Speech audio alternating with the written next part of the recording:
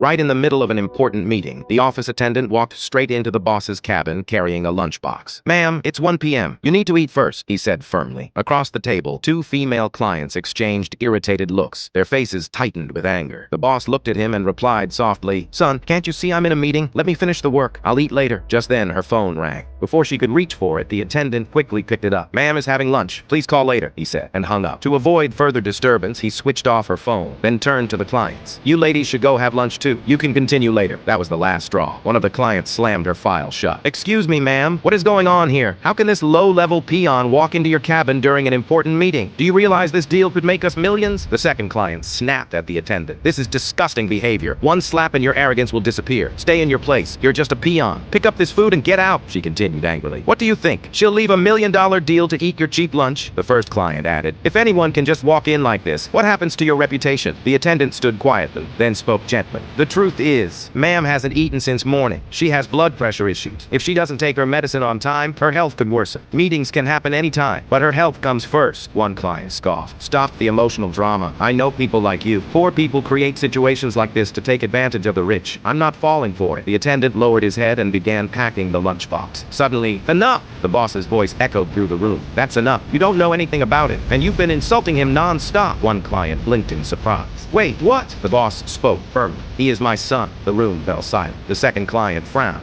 "That's impossible. We know you have a kind heart, but calling someone like him your son, people like this get out of control." The boss stood up, eyes filled with emotion. "He truly is my son, my adopted son. His parents worked at my house. Years ago, they died in an accident. I raised him from childhood. I tried to give him higher education, but he refused." She paused. "He said, 'If I study and get a good job, I may have to move abroad. If I leave, who will take care of you?' He gave up his future just to stay and care for me." Her voice trembled. "I have a biological son, too. He studied, moved abroad, and settled there. But this child, though not born to me, cares for me more than my own." She continued. "He knows when I must eat, when to take my medicine, when I have meetings. I don't even have to ask. Everything appears in front of me." The clients stood speechless. Finally, one of them said coldly, "Ma'am, you can adopt a peon or even a beggar. That's your choice. Just sign the deal and we'll leave." The boss's expression hardened. "I'm sorry. I do not do business with people who lack respect and humanity. You may leave." The client protested. "You're rejecting $1 million deal for a servant. You'll suffer a huge loss." The boss replied calmly, "I've said it once, and I'll say it again. Humanity is greater than wealth. Please leave." The two clients walked out, heads lowered. The attendant stood silently, eyes moist, and for the first time in the meeting room, humanity had defeated profit.